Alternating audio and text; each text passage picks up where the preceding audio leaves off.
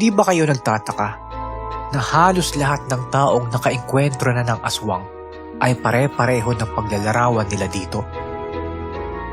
Ganon din kasi ang pagkakakwento ng mga kamag-anak namin sa probinsya ng Aklan, sa barangay malapit sa Magubahay, kung saan napabalitang madaming mga aswang.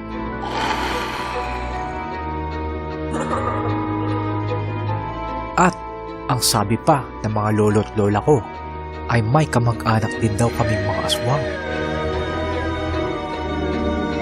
Isa sa talagang napatindig ng aking balahibo dito ay nang marinig kong naipapasa daw ang pagiging aswang sa pamamagitan ng isang bato.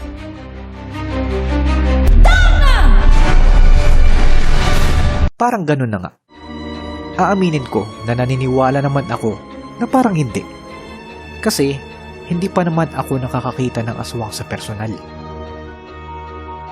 Hanggang sa naranasan ko at ng aking nakakatandang kapatid ang isang nakakakilabot na karanasan patungkol sa itim na bato.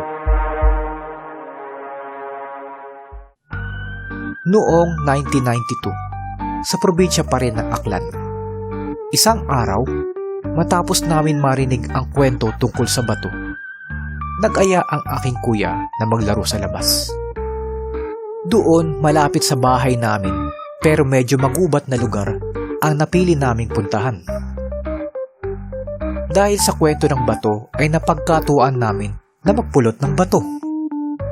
Inumpisahan ni kuya na magpulot ng bato habang kami ay naglolokohan. Hehe, tingnan nga natin kung bato nga ito. Sabi ni kuya. Pinisil niya at sinubukang durugin ito. Tigas! Bato!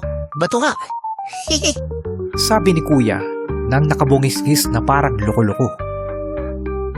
Pumulot pa siya ng mga bato at paulit-ulit niyang sinubukang durugin ang mga ito. Tuwang-tuwa siya sa tuwing pinipisil ang mga batong pinupulot niya. Tigas! Bato rin ito! Bato! Hehehe! Nasiyahan ako nung pinapanood ko siya. Kaya ginaya ko rin siya. Bato! Bato! Sabi ko rin habang tumatawa ng loko-loko gaya ng kuya ko. Nang biglang, nadurog yung isang batong pinisil ni kuya. Nagkatinginan kaming dalawa habang nanlalaki ang mga mata ni kuya sa gulat.